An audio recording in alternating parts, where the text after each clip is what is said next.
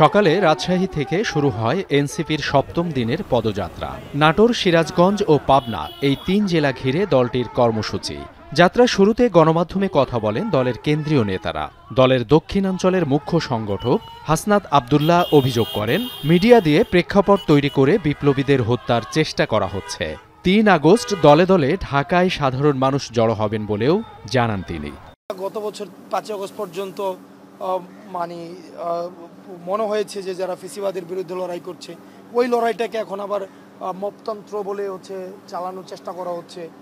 এই যারা বিপ্লব করেছে তাদেরকে হত্যা করার একটা গ্রাউন্ড ক্রিয়েট করা হচ্ছে, হত্যাযোগ্য করে তোলা হচ্ছে। তাদেরকে অপরাধী হিসেবে তৈরি করার জন্য মিডিয়া দিয়ে সম্মতি উৎপাদন করা হচ্ছে। এ সময় জুলাই ঘোষণাপত্রের জন্য ৫ আগস্ট পর্যন্ত আলটিমেটাম দিয়েছেন বলে জানান জাতীয় নাগরিক পার্টির আহ্বায়ক নাহিদ ইসলাম।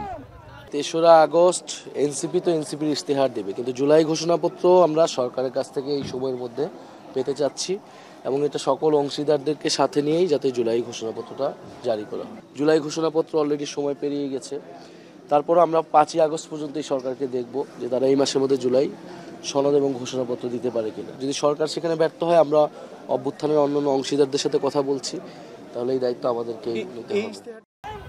দুপুর 12:30টার দিকে জুলাই পদযাত্রা পৌঁছায় নাটোরের বেলঘরিয়া বাইপাস মোড় এলাকায়। এ সময় উপস্থিত ছাত্র জনতা তাদের স্বাগত জানান। পরে সেখানে পথসভার আয়োজন করা হয়।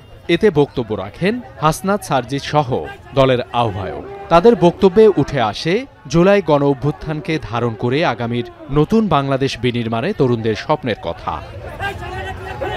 দিনভর নাটোরের বেশ কয়েকটি পথসভা সহ সিরাজগঞ্জ হয়ে পাবনায় গিয়ে শেষ হবে সপ্তম দিনের জুলাই পদযাত্রা।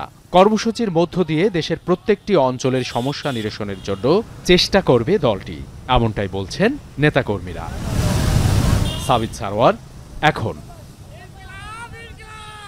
টাইলক্স টয়লেট ক্লিনার, যার অ্যান্টিব্যাকটেরিয়াল এজেন্ট টয়লেটের কোনায় কোনায় পৌঁছে ৯৯% জীবাণু ধ্বংস করে।